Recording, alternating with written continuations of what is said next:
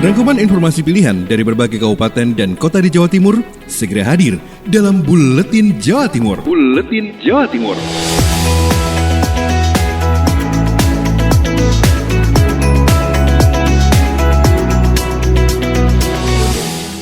Halo sahabat, apa kabar?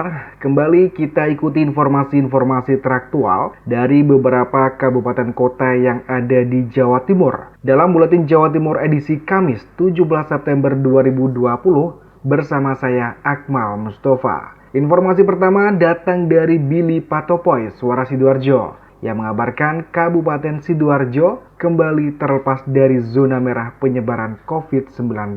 Sahabat, Kabupaten Sidoarjo berhasil kembali menjadi zona orange atau non-merah dalam peta penyebaran COVID-19. Hal ini diketahui berdasarkan riset yang sudah dilakukan oleh tim epidemiologi dari tingkat provinsi. Menyikapi hal positif ini, pemerintah Kabupaten Sidoarjo akan terus melakukan berbagai upaya untuk tetap menjaga agar tidak kembali menjadi zona merah dan bisa segera menjadi zona hijau. Seperti disampaikan Ahmad Zaini, Sekretaris Daerah Kabupaten Sidoarjo, yang juga pelaksana harian Bupati Sidoarjo saat ditemui di sela-sela kegiatan operasi justisi penertiban penggunaan masker pada Senin 14 September. Semalam sudah masuk oranye dan ini kami siap untuk mengawal ini sampai menjadi hijau karena kami punya agenda nanti yang berpotensi penyebaran yang cukup banyak, yaitu di Pilkada dan Pilkades. Dari kesembuhan yang sudah banyak, kemudian penyebarannya sudah mulai menurun. Zaini juga menyampaikan indikator ini dikarenakan kasus kesembuhan COVID-19 di Kabupaten Sidoarjo semakin meningkat sekitar 79%.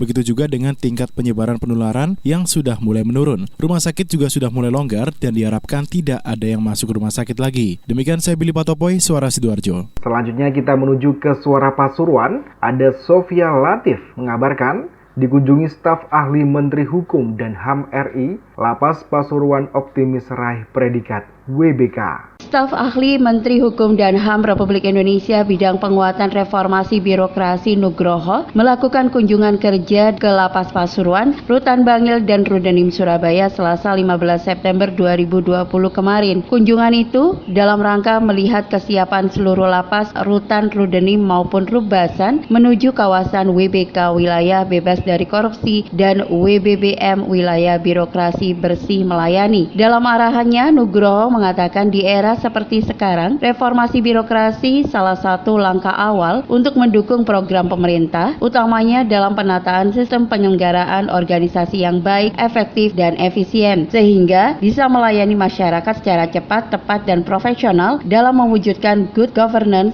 dan clean government menuju aparatur yang bersih dan bebas dari KKN, meningkatnya pelayanan prima, serta meningkatnya kapasitas dan akuntabilitas kinerja. Sofia Latif, Suara Pasuruan. Dari kota Probolinggo ada Stebi Julio Nathan mengabarkan warga tak menggunakan masker disanksi bersih-bersih GOR. Kesadaran masyarakat Kota Probolinggo terhadap penggunaan masker dan penerapan protokol kesehatan COVID-19 nyatanya belum berjalan maksimal. Terbukti, puluhan orang terjaring dalam operasi justisi yang dilakukan tim gabungan dari Pemkot Probolinggo, TNI, dan Polri pada Senin siang. Operasi justisi yang dipimpin oleh Wakapolresta Probolinggo, Kompol Teguh Santoso itu merupakan tindak lanjut dari instruksi Presiden atau Inpres nomor 6 tahun 2020 dan Peraturan Daerah Provinsi Jawa Timur nomor 2 tahun 2020. Sebanyak 34 orang terdiri dari laki-laki dan perempuan, pengguna kendaraan roda 2 maupun kendaraan roda 4, dan pejalan kaki terpantau tidak menggunakan masker saat keluar rumah. Petugas lalu memberikan arahan, mendata sekaligus memberikan sanksi kepada para pelanggar berupa bersih-bersih area GOR Ahmad Yani lengkap dengan menggunakan rompi berwarna oranye. Stebi Julio Nathan, Suara Kota, Probolinggo. Kita menuju ke Persada FM, ada Ninda Alivia, dapat anggaran dari pusat senilai 6 miliar. Sebanyak 331 rutilahu di Kabupaten Blitar bakal dibangun. Kepala Dinas Perumahan dan Kawasan Permukiman Kabupaten Blitar Agus Santoso mengatakan pihaknya mendapatkan alokasi anggaran dari pemerintah pusat berupa dana intensif daerah atau DID senilai 6 miliar rupiah. Anggaran miliaran rupiah itu dialokasikan untuk pembangunan rumah tidak layak huni atau rutilahu sebanyak 331 unit. Agus menjelaskan sebenarnya anggaran sudah ada, hanya saja pembangunan rutilahu juga berkaitan berkaitan dengan budaya masyarakat yang biasanya ada bulan-bulan tertentu masyarakat tidak mau membangun rumah. Maka mengingat saat ini bulan Muharram, pembangunan belum dilakukan. Kemungkinan besar akan dimulai pada bulan Oktober. Namun ia memastikan semua perencanaan sudah tuntas, tinggal eksekusi di lapangan. Dapat alokasi dari DID dan insentif daerah sebesar 6 miliar. Kita alokasikan untuk pembangunan Ruti Lahu di Kabupaten Blitar dengan mencapai 331 unit. Agus menambahkan di awal tahun sudah ada 177 Ruti Lahu yang menjadi sasaran untuk dibangun tahun ini. Sebanyak 145 diantaranya bersumber dari APBN dan 32 lainnya bersumber dari APBD, sedangkan besaran anggaran yang diberikan masing-masing rumah semuanya sama, yaitu 17,5 juta rupiah. Ninda Alivia, Radio Persada FM Blitar. Kita menuju ke Suara Lumajang, ada Bobi Wijayanto. Aparat gabungan mulai gencarkan operasi justisi penegakan pencegahan COVID-19. Aparat gabungan dari unsur polisi Pamong Praja, Polres Lumajang, dan Kodim 0821 Lumajang mulai gencarkan operasi justisi penegakan protokol pencegahan COVID-19. Operasi justisi tersebut secara resmi dimulai ditandai dengan memberangkatkan mobil COVID-19 Hunter di halaman Mapolres Lumajang Selasa malam kemarin. Thoriqul Haq, Bupati Lumajang, menjelaskan bahwa operasi justisi digelar agar masyarakat semakin sadar terhadap upaya pencegahan COVID-19. Dirinya juga mengungkapkan bahwa di pertengahan September ini terjadi lonjakan kasus konfirmasi positif yang cukup tinggi di Lumajang. Oleh sebab itu, operasi justisi ini perlu dilakukan. Lebih lanjut, Bupati berpesan agar dalam penindakan pada operasi justisi ini, aparat melakukan dengan cara-cara yang humanis. Sementara itu, AKBP Dedi Fori Milewa Kapolres Lumajang menjelaskan bahwa operasi justisi dilakukan agar masyarakat yang tidak patuh terhadap protokol kesehatan merasa jera. Bobi Wijayanto, Suara Lumajang FM, mengabarkan. Selanjutnya kita menuju ke Suara Ngawi, ada Renata Surya. Pemeriksaan kesehatan Bapak Paslon Pilgub Ngawi selesai dilakukan. Serangkaian kegiatan pemeriksaan kesehatan telah usai dilalui oleh bakal calon Bupati Oni Anwar dan bakal calon Wakil Bupati Dwi Rianto Jatmiko. Butuh waktu 2 hari, 14 dan 15 September 2020 dalam pemeriksaan kesehatan yang dilaksanakan di RSAL Dr. Ramelan Surabaya. 2 hari tersebut terbagi menjadi 2 jenis pemeriksaan. Hari pertama pelaksanaan pemeriksaan kesehatan umum dan jiwa. Pada hari kedua, pemeriksaan kesehatan psikologi baik bacalon bupati dan bacalon wakil bupati dilaksanakan dengan waktu bersamaan. Serangkaian kegiatan pemeriksaan kesehatan ini wajib dilaksanakan oleh bakal calon untuk memenuhi salah satu syarat calon bupati dan atau calon wakil bupati yang tercantum dalam Peraturan KPU Nomor 3 Tahun 2017. Di Pasal 4 bahwa calon bupati dan calon wakil bupati mampu secara jasmani, rohani, dan bebas dari penyalahgunaan narkotika. Selanjutnya, KPU Kabupaten Ngawi masih menunggu informasi dari pihak RSAL Surabaya kapan hasil kesimpulan pemeriksaan kesehatan bakal calon ini akan keluar. Renata Surya, Suara Ngawi. Kita menuju ke LPPL Suara Gresik, ada Mahruzar Iskandar mengabarkan Polres Gresik menggelar operasi justisi di pendopo alun-alun Kabupaten Gresik.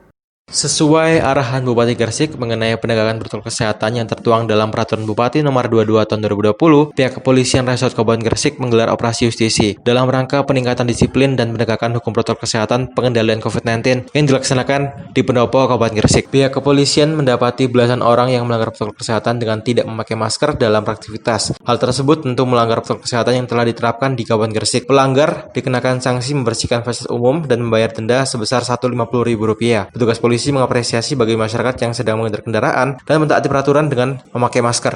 AKBP Arif Fitrianto selaku Kapolres Gresik menjelaskan operasi justisi dilaksanakan bertujuan untuk memberi efek jera kepada pelanggar yang tidak mentaati peraturan. AKBP Arif Fitrianto juga menambahkan bagi siapapun yang melanggar akan ditindak tegas. Sebanyak 18 orang terjaring dalam operasi justisi, 16 membayar denda dan sisanya memilih untuk melakukan kerja sosial. Petugas menghimbau agar warga wajib menggunakan masker saat beraktivitas di luar rumah dan selalu cuci tangan. Mahruzar Iskandar melaporkan dari Suara Gresik untuk Buletin Jawa Timur. Selanjutnya kita menuju ke Pradia Suara Tuban, ada Huswatun Anissa. Kejaksaan Negeri Tuban musnahkan BB, sabu, dan ganja kering. Kejaksaan Negeri Kejari Tuban memusnahkan barang bukti sabu-sabu seberat 126,329 gram dan ganja kering seberat 8,66 gram yang telah memperoleh kekuatan hukum tetap atau inkrah dari Pengadilan Negeri PN Tuban. Pemusnahan barang bukti tersebut dilaksanakan di halaman kantor Kejari Tuban. Turut hadir Kapolres Tuban, Kalapas Tuban, beserta perwakilan dari BNNK Tuban dan instansi terkait lainnya. Kepala Kejari Tuban, Bambang Dwi, mengatakan barang bukti narkoba yang dimusnahkan tersebut merupakan hasil sitaan kasus yang terjadi sejak November 2019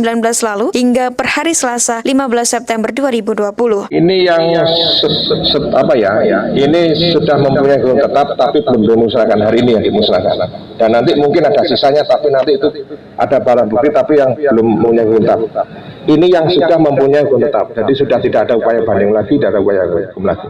Ditambahkan, dalam pengungkapan kasus narkoba itu, vonis tertinggi yang diberikan pada terdakwa paling lama adalah 17 tahun penjara. Meski barang bukti yang dimusnahkan cukup banyak, tetapi secara umum jumlah kasus narkoba di Tuban di tahun ini menurun jika dibandingkan tahun 2019 lalu. Seluruh barang bukti sabu-sabu dan ganja tersebut dimusnahkan dengan cara dibuang, direndam air yang sudah dicampur dengan sabun cair. Kusatuna Nisa, Pradiasara Tuban untuk Buletin Jawa Timur. Dari Suara Madiun ada Kiki Desilia, validasi bantuan UMKM di Kota Madiun. Bantuan bagi pelaku usaha mikro atau BPUM dari pemerintah pusat terus bergulir. Pemerintah Kota Madiun melalui Dinas Penanaman Modal, Pelayanan Terpadu Satu Pintu Koperasi dan Usaha Mikro DPMP TSPKUM Kota Madiun setidaknya sudah menerima 7.865 pendaftar dari pelaku usaha mikro tersebut untuk diusulkan bantuan. Sebagian pendaftar sudah memasuki tahapan verifikasi data saat ini. Sebagian lainnya tinggal menanti pencairan dana bantuan sebesar 2,4 juta rupiah. Verifikasi data dilaksanakan di kantor kelurahan masing-masing, seperti yang terlihat di Kelurahan Klegen dan Pangongangan. Hal itu untuk menghindari kerumunan jika dilakukan di kantor DPMP TSPKUM. Proses verifikasi dijadwalkan hingga Rabu 9 September nanti. Setelahnya, data dikirim ke Kementerian Koperasi Usaha Kecil dan Menengah. Mereka yang lolos bakal mendapatkan bantuan 2,4 juta rupiah tersebut melalui rekening masing-masing. Namun, batas waktu pendaftaran belum dapat dipastikan. Informasinya, pendaftaran sampai Minggu kedua September ini. Namun, pendaftaran bisa ditutup sewaktu-waktu jika kuota 12 juta secara nasional sudah terpenuhi. Karenanya, Harum menghimbau untuk segera melakukan pendaftaran. Kiki Desilia, Suara Madiun. Dan yang terakhir ada Afik Rahardian dari Mardika Kota Blitar yang mengabarkan Wali Kota Blitar bagikan ratusan sertifikat PTSL untuk warga Kecamatan Senanwetan dan Sukorejo.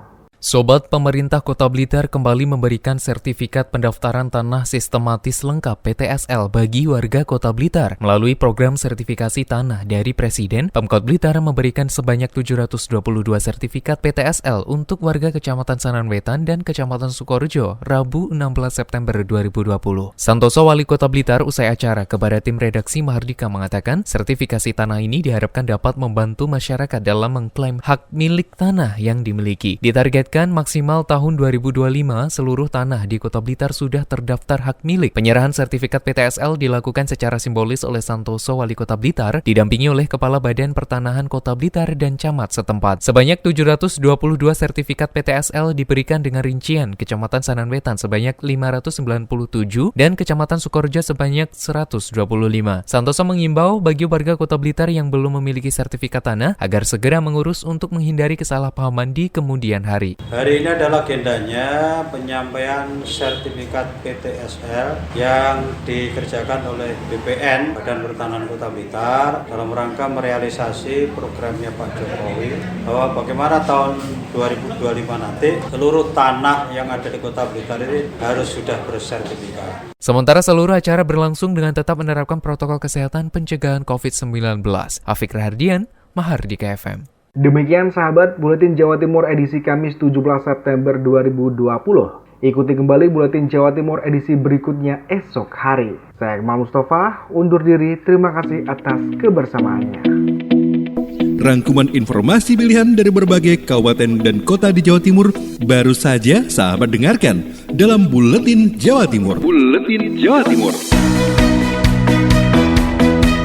Buletin Jawa Timur bisa sahabat dengarkan Senin sampai Jumat jam 8 pagi dan 4 sore disiarkan serentak di Lembaga Penyiaran Publik Lokal Suara Sidoarjo, Persada Kabupaten Blitar, Mardika Kota Blitar, Ralita Pamekasan, Suara Sampang, Suara Kota Probolinggo, Suara Lumajang, Suara Pasuruan, Blambangan Banyuwangi, Wika Mojokerto, Suara Gresik, Pradia, Suara Tuban, Malawapati Bojonegoro, Ersal Nganjuk, Suara Madiun, Suara Ngawi, Suara Pacitan, Praja Angkasa Trenggalek, Magetan Indah, dan RGR Tulungagung.